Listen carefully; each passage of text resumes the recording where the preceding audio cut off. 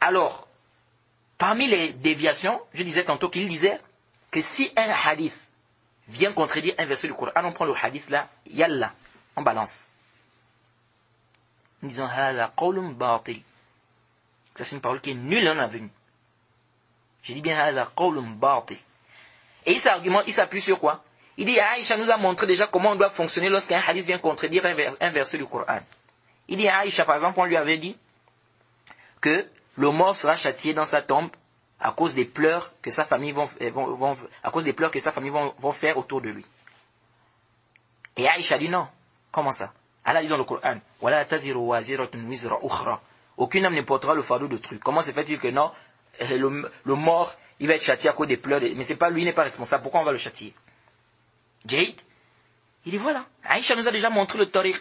Donc ça veut dire que si on voit un texte, un hadith qui semble se contredire avec un verset, bien qui se contredit avec un verset du Coran, yalla, on prend le hadith et on jette ça. Je dis, hada qawlun batil. Pourquoi? Tout d'abord, vous devez savoir comment Allah dit dans le Coran. Afala yatadabbaruna al-Qur'an, walau kana min 'indi ghayri Allahi, lawajadu fihi ikhtilafan kathira. N'ont-ils pas médité sur le Coran? Si cela provenait d'une autre personne en dehors d'Allah, ils auraient certes trouvé maintes contradictions. La contradiction n'émane pas de l'inspiration divine. Et vous devez savoir que la sunna, c'est la révélation. Allah dit dans le Coran, وَمَا يَنْطِقُ عَنِ الْهَوَى إِنْ هُوَ إِلَّا وَحْيٌ يُوحَى. Il ne prononce rien sur l'effet de la passion, tout ce qu'il dit n'est qu'une révélation. Donc la sunna, c'est quoi? C'est la révélation. Donc ça veut dire que ça vient d'Allah subhanahu wa ta'ala. Et la contradiction n'émane pas de l'inspiration divine. Et Allah subhanahu wa ta'ala a été clair dans le Coran. وَأَنزَلْنَا إِلَيْكَ الذِّكْرَ لِتُبَيِّنَ لِلنَّاسِ مَا نُزِّلَ إِلَيْهِمْ. Nous avons fait descendre vers toi le zikr afin que tu expliques aux gens ce qu'on a fait descendre vers eux. La sunna vient pour expliquer le Coran. Et le Coran a été préservé, comme Allah dit dans le Coran. Que c'est nous qui avons fait descendre le Coran et c'est nous qui en sommes gardiens. Et nous disons, de la même manière que le Coran a été préservé, de cette même manière la sunna du prophète a été préservée. Pourquoi? Parce que la préservation du Coran implique nécessairement la préservation de la sunna. Étant donné que la sunna vient pour expliquer le Coran. Donc si on préserve le Coran, la sunna doit aussi être préservée, puisque c'est ça qui vient expliquer le Coran. Parce que si la sunna n'est pas préservée, c'est qu'on est égaré. Parce qu'on n'a pas l'explication du Coran, donc on est égaré. Est-ce que vous suivez? Donc la préservation du Coran, ça implique nécessairement la préservation de la sunna. Donc il n'y a pas de contradiction dans la révélation. Quand vous voyez un hadith authentique du prophète, qui semble se contredire avec un verset du Coran, sachez que soit le problème, c'est dans nos têtes, c'est nous qui ne comprenons pas bien, ou soit la contradiction elle est de manière apparente. Parce qu'en réalité, il n'y a pas de contradiction dans la révélation. Un hadith authentique du prophète ne se contredit pas avec le Coran. Si on voit un semblant de contradiction, j'ai dit un semblant de contradiction, sachez que c'est, soit comme je vous ai dit, c'est nous qui ne comprenons pas bien, ou bien c'est fi zahir en apparence. En réalité, il n'y a pas de contradiction. Alors, venez dire que lorsqu'un hadith du prophète semble se contredire, vient contredire un verset du Coran, on prend le hadith, il y a là, on balance, je dis hada qawlun batil. Et c'est argumenté du fait de Aïcha, j'ai dit c'est batil. Pourquoi? Parce que d'abord la sunna authentique ne vient pas contredire le Coran. Et puis, je vais vous montrer que et sinon les savants ne devaient même pas d'abord écrire même. Quand on a écrit, vous allez voir par exemple l'imam Tahawi, il a écrit le livre Mushkil Athar. Pourquoi il a écrit ce livre-là? Les savants ne devaient même pas écrire ce livre-là. Et puis, il y a une règle que Mohamed Bajrofil peut-être il a ignoré, ou il ne connaît pas, je ne sais pas. Comme je vous ai dit que Mohamed Bajrofil, il a des lacunes dans l'usul fiqh, dans les fondements de la jurisprudence islamique. Il a quoi?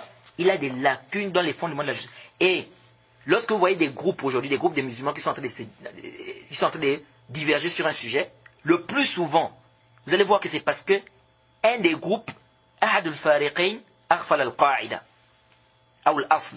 C'est parce que l'un des groupes a été distrait par rapport à une règle ou par rapport à un fondement. Le plus souvent, c'est ça. C'est pourquoi je dis, un étudiant doit faire les fondements de la jurisprudence islamique. Hatman, il doit faire ça. Hatman. Donc, si aujourd'hui vous voyez les gens aujourd'hui, non, le Maolid, on doit fêter l'anniversaire du prophète. L'autre vient bas, non, on ne doit pas fêter. Non, on fête, non, on ne doit pas fêter. Vous savez d'où vient cette divergence? C'est parce que l'un des groupes a fait quoi? A ignoré un fondement. Qui est quoi? Que, à l'origine dans les adorations, c'est quoi? Al-mana', l'interdiction. Il n'est pas permis pour toi d'adorer ou de faire une quelconque adoration s'il n'y a pas quoi? Il n'y a pas de dalil. Bon, là-bas, est-ce que c'est wajib? C'est pas wajib. C'est parce que l'un des groupes a été distrait par rapport à la règle. La règle peut être là, elle est connue de tous. Mais le problème, c'est que l'un des groupes a été distrait. C'est pourquoi nous disons hatman wa jazman. Al-jahlu bil usul tastalzim. Ou yastalzim al-jahla bil ahkam.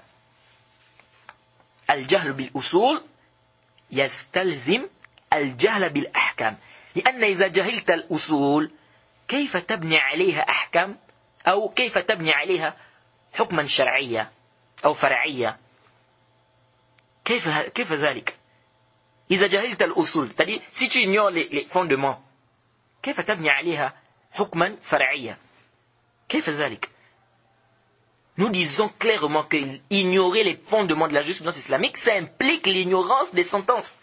Parce que si tu ignores les fondements, comment est-ce que tu vas faire sortir la sentence, puisque cette sentence repose sur ces fondements? Nous avons une qaïda dans les usul al-fiqh, qui a échappé à Mohamed Majrafi. La qaïda, c'est quoi? C'est que al-jama' awla min al-tarjih. Al-jama'u awla min al-tarjih. Trouver un terrain d'entente entre deux textes qui semblent se contredire prévaut sur le fait de faire précéder un sur l'autre. Ça, c'est une qaïda qui est connue. Lorsque nous avons deux textes qui semblent se contredire, trouver un terrain d'entente entre les textes prévaut sur le fait de faire précéder l'un sur l'autre. Ça, c'est important. Je vais vous donner un exemple pour vous prouver que lorsque vous voyez un texte, un hadith du prophète qui semble se contredire avec un verset du Coran, on ne doit pas prendre le hadith et dire qu'on rejette le hadith. Ça, la parole là, c'est une parole qui est batil. Je vous donne un exemple. Un jour, Hafsa, elle a entendu le prophète Mohammed sallallahu alayhi wa sallam dire La yadkhul nar ahadun baya' tahta ash-shajara. Le prophète a dit quoi? Ne rentrera pas en enfer. Ou ne rentre aucune personne. Le prophète dit aucune personne parmi les gens qui ont fait le pacte d'allégeance sous l'arbre ne rentrera en enfer. Jade, aucune personne parmi ceux qui ont fait le pacte d'allégeance sous l'arbre ne rentrera où? En enfer. Hafsa a écouté ça, mais elle s'est étonnée. Elle s'est étonnée, elle dit, mais attends. قالت ألم يقل الله سبحانه وتعالى. Elle a dit au prophète, parce que le hadith est dans le Sahih Muslim. Le hadith que je vous cite là, c'est un hadith qui est dans le Sahih Muslim. Elle a dit au prophète qui m'attend. Mais est-ce qu'Allah n'a pas dit dans le Coran Wa in minkum illa wariduha. Allah n'a-t-il pas dit dans la sourate Maryam, au verset 71, il n'y a personne parmi vous qui ne passera pas par l'enfer. Il n'y a personne parmi vous qui ne passera pas par l'enfer. Donc, qu'est-ce qui s'est passé ici? Hafsa a vu que c'est comme s'il y a une contradiction. Allah nous dit dans le Coran qu'il n'y a aucune personne parmi vous qui ne passera pas par l'enfer. Et le prophète dit que les gens qui ont fait, le prophète dit que les gens qui ont fait le pacte d'allégeance sous l'arbre ne rentreront pas en enfer. Mais c'est comme s'il y a une contradiction. Qu'est-ce que le prophète a dit après? Le prophète Mohammed sallallahu alayhi wa sallam a dit Alam tasma'. Tu n'as pas entendu. Tu n'as pas entendu qu'Allah subhanahu wa ta'ala yaqul, la suite du verset. Tu n'as pas vu la suite du verset là où Allah subhanahu wa ta'ala dit Thumma nunajji alladhina taqaw wa nazaru adh-dhalimina fiha jithiya. Le prophète lui a dit, mais tu n'as pas lu la suite?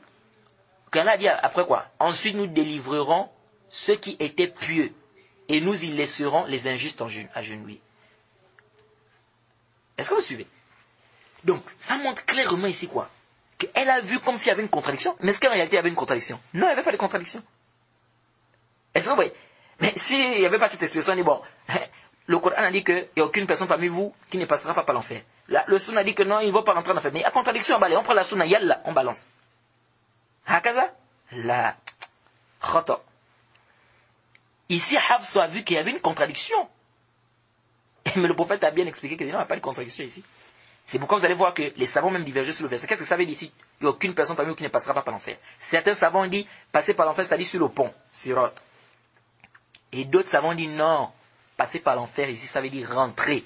Tout le monde va rentrer en enfer. Tout le monde va rentrer en enfer? Oui. Tout le monde va rentrer en enfer. Comment ça? Oui. Mais ils ont dit, intabi. Ces savants l'ont dit mais les croyants, le feu sera pour eux comme... Le feu sera pour eux, c'est-à-dire le feu sera paix pour eux. Le feu sera quoi? Paix pour eux. Et ils apportent un hadith, le hadith de Jabir, où il dit Samtam. In lam akun sami'tu.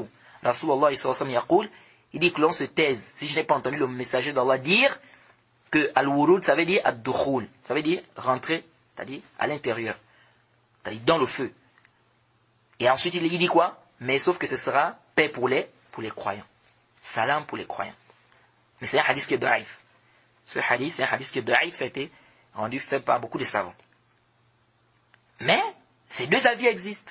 Il y a des savants qui disent clairement que ici, la wurud, ça veut dire dukhul. Et ils ont des arguments. Parce qu'ils disent quoi? Ils disent que Hafsa ici, là, elle a compris quoi ici? Hafsa a compris le dukhul, ou bien elle n'a pas compris le dukhul? Elle a compris le dukhul. C'est-à-dire, Hafsa, quand le prophète a dit que n'entrera pas en enfer, ou qu'aucune personne qui a eu à faire le pacte d'allégeance sous l'arbre ne rentrera en enfer, Hafsa, elle a fait quoi? Elle a mis le verset pour dire que comment il dit qu'aucune personne ne rentrera en enfer parmi les gens qui ont fait le pacte d'allégeance, alors qu'elle a dit. Donc c'est qu'elle a compris par là que le mot wurud dans le verset, ça veut dire rentrer. Ils disent, mais quand le prophète a répondu, est-ce que le prophète a fait le inkar de son femme? C'est-à-dire, est-ce que le prophète ici a répliqué sur sa compréhension? Non. Ils disent que le prophète a approuvé sa compréhension, mais sauf que le prophète a expliqué. Il a dit, mais tu n'as pas entendu. Allah a dit après quoi? Après nous délivrerons. Nous délivrerons. Donc, ici, ça montre quoi? Ça montre ici que le prophète a approuvé sa compréhension. Qui est quoi? Qui est qu'ici, le wurud dit, ça veut dire le dukhul. Jade, ça c'est un débat entre les savants. Alors, donc, ici, j'amène cet exemple pourquoi? Pour vous faire comprendre clairement que c'est pas parce qu'on voit un texte qui semble se contredire, un hadith du prophète qui semble se contredire avec un verset, qu'on prend le hadith, on jette là. Parce qu'ici, Hafsa, elle a vu comme s'il y avait une contradiction entre ce que le prophète a eu à dire et le verset du Coran. Mais le prophète lui a expliqué que non, c'est pas ça. Il n'y a pas de contradiction. Donc venez dire aux gens que non, si on voit un hadith authentique du prophète qui se contredit avec le Coran, on prend le hadith, on jette, ça c'est mieux de non-avenu. Vous voyez comment quelqu'un est en train de se garer? Et il dit quoi encore? Il dit non, on ne dit pas que le prophète va faire asseoir, Allah subhanahu wa ta'ala va faire asseoir le prophète sur son trône, à côté de lui. Parce que nous disons que le hadith là, parce que c'est ce qui l'a mené à parler de cette question de quand le hadith authentique vient contredire le verset. Il dit parce que ce hadith là vient contredire les versets du Coran. Comment est-ce qu'Allah va mettre le prophète sur son trône? Déjà nous disons oui, il y a des savants qui l'ont dit, peut-être le Cheikh Islam Taymiyyah et l'imam Ahmed. Mais nous disons que le hadith qui est venu sur la question c'est un hadith daïf. Parce que c'est un hadith qui est apporté par Mujahid. Et Mujahid, vous connaissez très bien que c'est un tabi'i. Et un tabi'i qui apporte quelque chose du prophète, le hadith c'est quoi? Mursal, daïf. Pourquoi? Parce qu'il n'a pas mentionné le rapporteur intermédiaire entre eux et le prophète. Et le Cheikh Al-Albani, rahimahullah, il a très bien détaillé ça, que c'est un hadith qui est daïf. C'est un hadith qui est quoi? Qui est daïf, la yasih wa la yasbut. Donc, les frères, vous comprenez aisément ici que Mohamed Bajrofil, c'est un égaré. C'est un égaré et que nous devons nous écarter de ce genre de personnes. Nous devons nous écarter de ce genre de personnes. Alors donc, on va s'arrêter par ici. Et comme je vous l'ai dit, il a beaucoup de déviations.